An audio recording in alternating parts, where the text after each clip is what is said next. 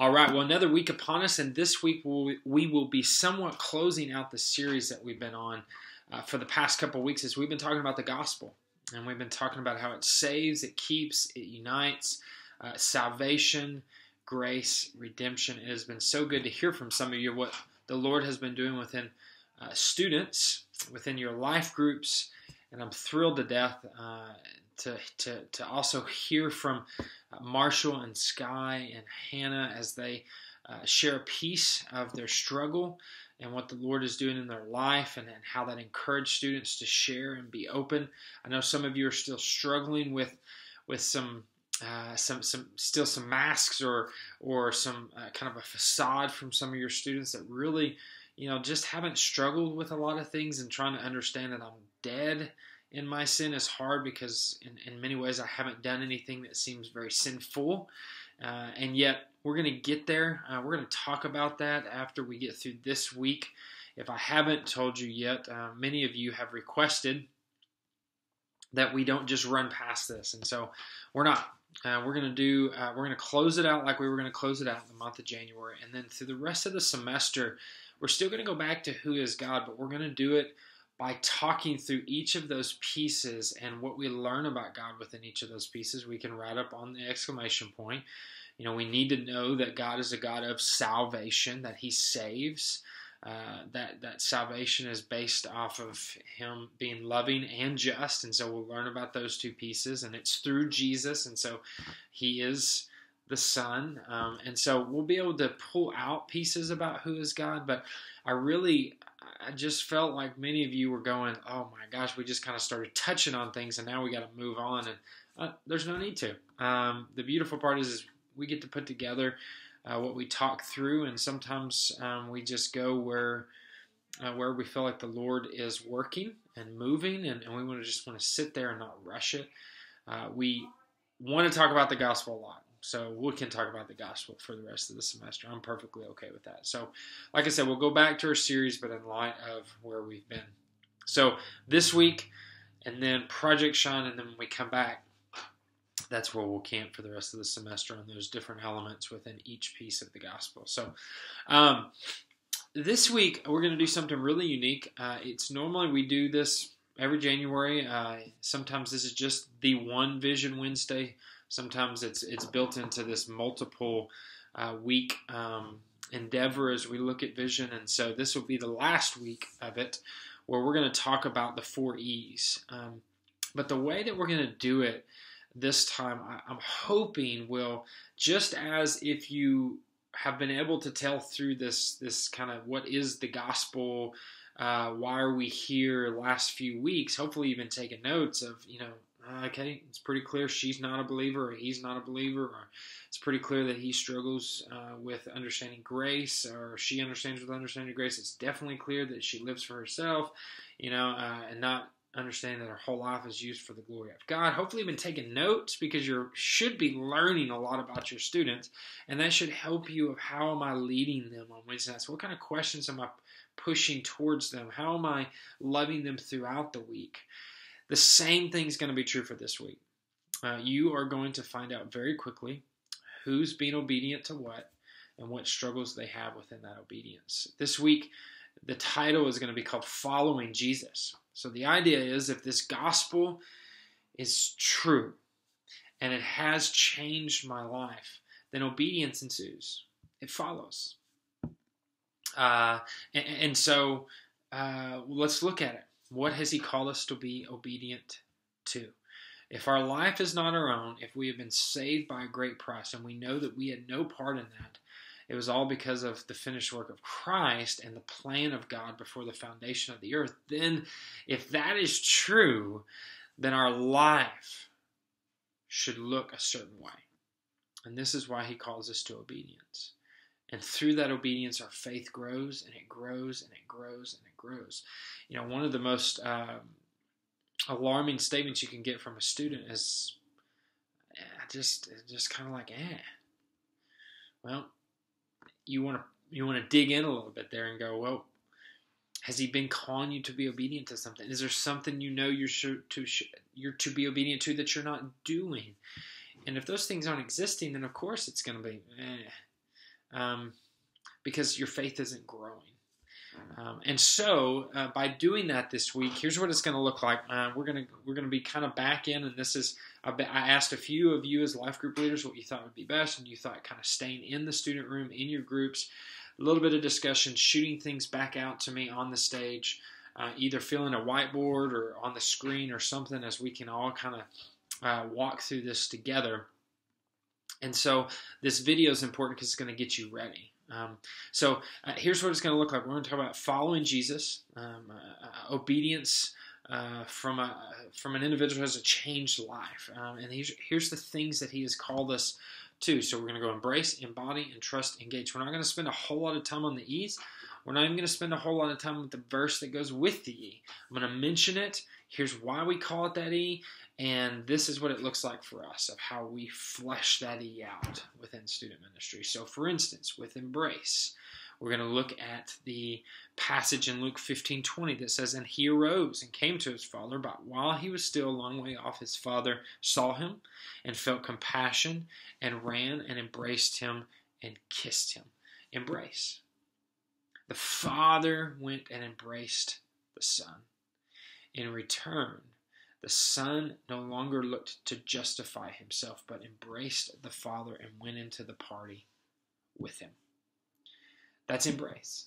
So embrace is the relationship. It's started by God. He pursues us, and then in return, we pursue him. And so this fleshed out looks like our individual worship and our corporate worship. Realize what I did not say here is your personal relationship and then your corporate relationship. There's no such thing as a personal relationship in Scripture. It is, we have moments where we're worshiping as individuals, so we have moments where we're worshiping corporately, but it's never personal. It's always as the community. That's the language used in Scripture. And so that's the language we want to use here. And we're going to combat that a little bit as I kind of mention this, that this is not how you're doing and you don't need the church to do well with Jesus. No. It's there's moments of individual worship where you're sitting with him, you're listening to music, you're singing music, you're in his word, you're with commentaries, you're doing Bible studies, you're sitting in silence, or you're in solitude, or you're retreating, or all of these things that are growing your relationship with the Lord through personal worship. But then you have corporate, and that's what we would say, and we're just going to camp on Wednesday nights. We do encourage students to come on Sunday morning. Some of their families don't go here, so we're just going to say Wednesday nights. Come, be a part of worshiping with your peers, to be reminded of truths just like you are when you sit individual. And then here's how it's going to go. There's going to be 2 questions for every one of these. They're going to be the same 2 questions. The first will come up on the screen and say, are you embracing the gospel? Through individual worship, corporate worship, consistently, ? And I really just want them to be honest with you. It's a pretty self-explainable question. Somewhat. What do you mean by somewhat? Well, I'm here 2 Wednesday nights out of the month. Okay. And you better be, write that down. They're going to give this stuff to you, and you're going to know these are the things that I can do to help them continue to have their faith grow because they're being obedient to what the Lord has called them to do. Personal worship. And then after that question for both, then the second question is going to come up. What struggles, whether you are or are not, what struggles do you have while you're doing it? What struggles keep you from doing it? And then listen. And then what's going to happen is I'm going to ask it to the whole group, and you maybe have a spokesperson for each E that's different, and they kind of call out 2 of your top answers for each question. Probably going to have a whiteboard of some sort, and I want the students to see that everyone struggles in these areas. I want them to see the journey of following Jesus and the faith that is growing as you're continuing to be obedient. And then we'll move on to embody. And the same thing will be true with the body. We'll talk about Acts 2:42, and they broke bread in their homes, right? Listen to the apostles' teaching, prayers, breaking of bread, fellowship. This idea of coming together in groups to do life together. That's why we call them life groups, to follow Jesus together. How are you doing? What struggles do you have? In trust, 1 Thess 2:8, this idea of being affectionately desirous for you. We didn't just share the gospel, but our own lives. And this is the part of our ministry called Serve. That if you're a middle schooler, we want you to pour the gospel and your life into kids. If you are a high schooler, we want you to pour the gospel and your life into middle schoolers, so on and so forth. And so we're going to talk about serve in this context and go, how are you doing? What struggles do you have? And listen and let them talk and process and go, man, I know I should be doing that, but here's what I struggle with. And then the last one, engage, Jeremiah 29:7. Seek the welfare of your city. Though you're aliens, sojourners, this is not your home. I have placed you here, so it can't be Derry Sherm, as the nickname is. This is your home. This is where the Lord has you. Whatever school you're in a circle of influence. So we'll talk about the One campaign. We want to pursue those in the community who don't look like us, act like us, smell like us, do life with us. Project Shine is coming next week. How are you doing? What struggles do you have?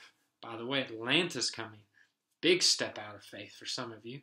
How are you doing? What struggles do you have? It's going to be really, really simple, and I want to keep it simple on purpose because I just want them to kind of just give answers of truly where they are, what their struggles are. Because then what that tells us is it gives us a starting point, and it gives us maybe step 1, 2, and 3. So, for instance, okay, you struggle with, let's say with Serve. You struggle with time and being able to have the time to come to middle school or come to a middle school retreat or serve in some way. Well, step number 1 could be, what can I let go of to allow just a little bit? And then you as a life group leader get to help them be obedient to that. And by doing that, you're discipling as well. So, like, this is what I'm hoping for, right? This is why you do vision. You go, this is why we do what we do. This is what we do. Are you doing it? And so that's what we're going to do this week. And so I'm excited. Please don't forget middle school retreat for middle schoolers. Sign up ASAP. Send some text out for me. We're going to be doing phone calls this week. We're starting to get quite a few sign-ups in. Leaders, if you want to go, please text me. I need a few more leaders before I start reaching out to parents. So let me know ASAP. And then high schoolers, we're pushing them to come be a part. I've already got 4 high schoolers that are going to come be a part of the middle school retreat. How cool is that? That's what we want. So push that. I love you guys. I know this one's a little bit longer, but I wanted you to be prepped and ready because it's going to be somewhat of a little bit of a less deep discussion Wednesday and more just getting you thinking about the 4 E's so that you can help your students think about the 4 E's. So love you guys. Looking forward to seeing you Wednesday.